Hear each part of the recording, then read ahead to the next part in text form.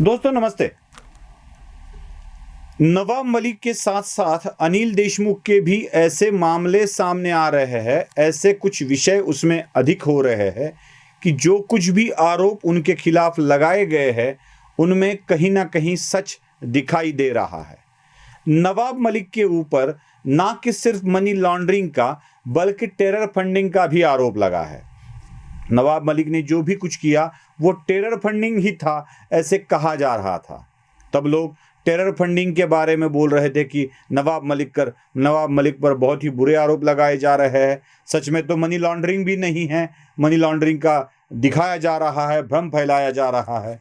लेकिन उसके बाद एनआईए ने जो मुंबई में किया, हमने देखा कि मुंबई में एनआईए के छापे भी पड़े हैं और एनआईए के छापे उन लोगों पर पड़े हैं जो नवाब मलिक के साथ ही थे। वो तो सारा मामला अब हमें पता चला है। मतलब सोहेल खंडवानी का जो मामला था, सोहेल खंडवानी पर जो एनआईए की रेड हुई है और उसके बाद सोहेल खंडवानी की जो भी कुछ चीज़ें सामने आई हैं उससे साफ पता चलता है कि नवाब मलिक के रिलेशन इनके साथ थे ही थे। पहले तो बम विस्फोट के आरोपियों के साथ नवाब मलिक थे, अब बम विस्फोट को फाइनेंस करने वाले भी नवाब मलिक के साथ थे, यही सामने आ रहा है।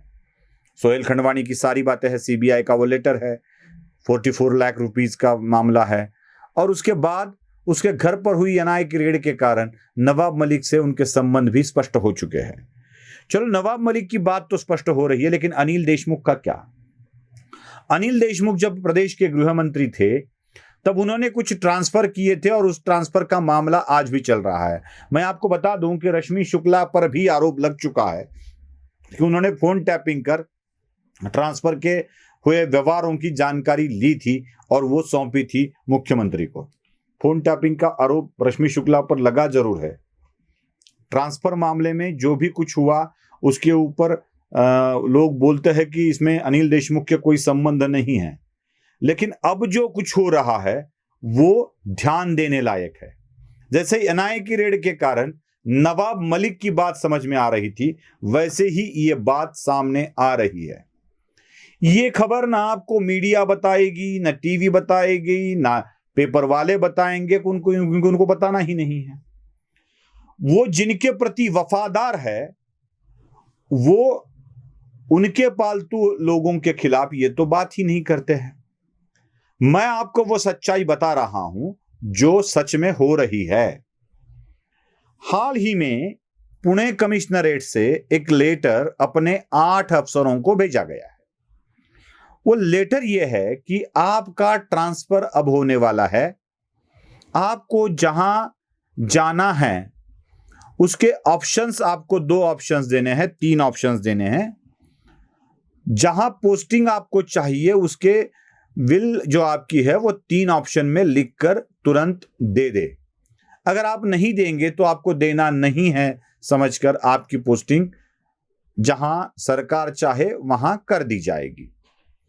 अब ये तो रेगुलर बात है, मतलब इसमें कोई विशेष बात नहीं है ना कि ऐसे लेटर तो चॉइस वाले सबको आते रहते हैं। लेकिन इसमें विशेष बात ये है कि ये जो अफसर पुणे में 8 अफसर आए हैं वो 2020 के अक्टूबर या नवंबर में, मतलब आखिरी साल में आए हैं। लगभग इन डेप्यूटी सुपरिटेंडेंट ऑफ पुलिस या असिस्टेंट कमिश्नर ऑफ पुलिस के दर्जे के जो अधिकारी होते हैं उनके लिए 3 साल की सीमा तय होती है। 3 साल के अंदर उनकी ट्रांसफर नहीं होती है।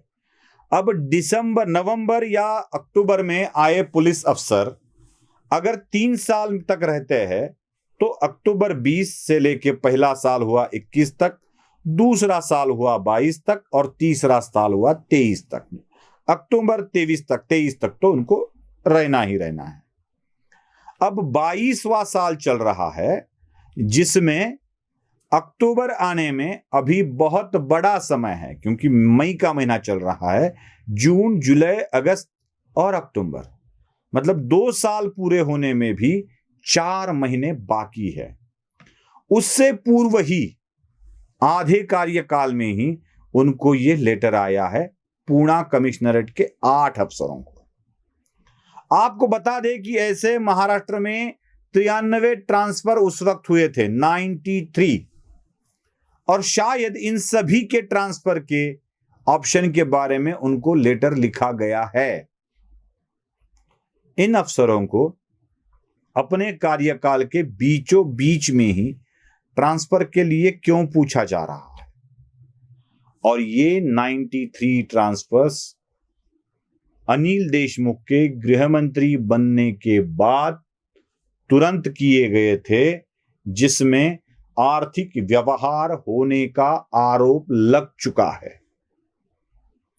अब सरकार ये जब मामले ने तुल पकड़ लिया है, इंक्वायरी चल रही है, तो इन अफसरों के तबादले करने में लगी हुई है। कहीं ऐसा ना हो कि वो वहीं के वहीं रह जाए और फिर मामला तुल पकड़ ले, कहीं कुछ और इंफॉर्मेशन निकल जाए, ये ना हो, इसलिए शायद ऐसे हो रहा है क्या। स्पेशली पुणे में मैं आपको याद दिला दूं, पुणे में आए आयुक्त अमिताभ गुप्ता ये वही अफसर है जिन्होंने वाधवान फैमिली को खंडाला जाने के लिए, खंडाला से महाबलेश्वर जाने के लिए स्पेशल पास दिया था। अब ये अनिल देशमुख के वक्त में राज्य के सचिव, गृह विभाग के सचिव थे, जब उनको लीव पर भेजा गया था, कंपलसरी लीव पर, उसके बाद उनको कमिश्नरेट पुणे में बिठाया गया।